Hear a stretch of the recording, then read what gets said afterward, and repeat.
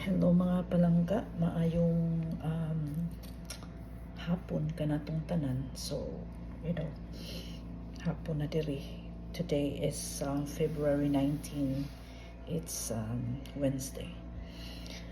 Ang atong topic karon bahin ani bang mga kanabitang atong culture, culture, Filipino and American culture. So, unang usahay kanang kung minyo ka unya dayon bata pa, it's easy for them sa mga batan-on na ako na napansin nga to adapt kay bata pa man sila pero kita nga may edad na unya makigrelasyon ka ni aning ibang lahi, so it's so hard to adjust.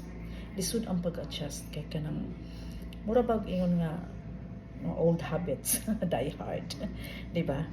So if you love the man, you are willing to down your pride, you are willing to submit, we must be submissive. Kinahanglan tun-an mo, you have to be teachable, humble enough to accept everything about him, and so with him too. And then you need to communicate. Kinahanglan nga mo communicate mo, magstorya mo, you have to talk and talk each other. You have to discuss things, you need to discuss with each other. Dili kay kanang magpataas sa pride ana. So mo na siya because based on my experience, I know that I have some flaws. There are things na, and the way our parents brought up, the way how they raised us.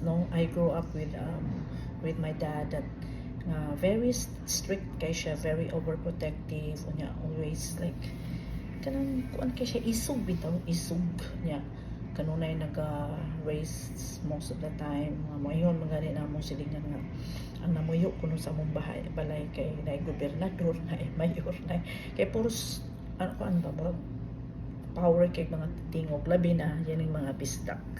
If you notice na mga Bisaya ang among tingog medyo isugon, no? But actually mga langga mabitaw na akong gi-share sa ako ang family ni ana sila nga dili pa ya ateriyo kanang buutan kay ka, no, for them, but here in America that I told them and I told him that I am very a down-to-earth person. I'm very loyal, I'm very loving, kind and generous, and that's me. But the only thing is my voice sometimes that I can't control myself, but I'm trying to. That's I include that into my prayers daily, that I can control this one. I can control this because isugon na tong tingog, but actually dili ko kuan, I'm not mean, dili ko maldita, but lahi man gud mga ibang lahi, mga langka lahi sila ba, lahi lagi labi na ning mga itom kay kuan mo na sila murabag sa ilang self, murabag sa ilang paminaw nga kanang gidown, they belittle them, but actually it's not.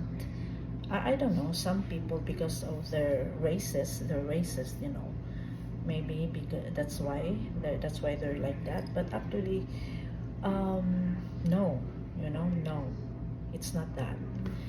But I don't know how to explain this, I don't know how to go on, but I just i-show lang that as the what do you call this, the saying goes that action speaks louder than words, right? So ana lang na siya, pakita na to through our actions that we are not as what they think, so ana na siguro we have to be kuan man ta teachable, masultian ba di kay gamay kuan kay gusto na to kay mostly sad kita, I don't know, no, but mostly I noticed that in my own in my family and all as a Filipina, like we used to be the superior as women. Kasi gusto na to kita ang superior, kita ang masunod, kung ano ba. In this case, this person now right now with me, like gusto na nila nga, especially mga black, that we have to respect them, that we have to, they are the man, they are the head of the family, you know, we need to act or serve them as our king. But that's why I said that if you're the king, I must be the queen. That it's not that, because I don't like that we are like a slave to our husband, you know, a slave to our man. It's not like that. I said that it should be like balance, that there's division of labor, you know what I mean. Like, syempre kung magkasakit siya, so alagaan mo siya. Kung ako ang magkasakit, alagaan niya ko. If he's sick, I'm gonna take care of him. If I'm sick, he's gonna take care of me. You know what I mean? Like, it's something like that, you know. Ako lang na siyang i-share mga langga pa kay I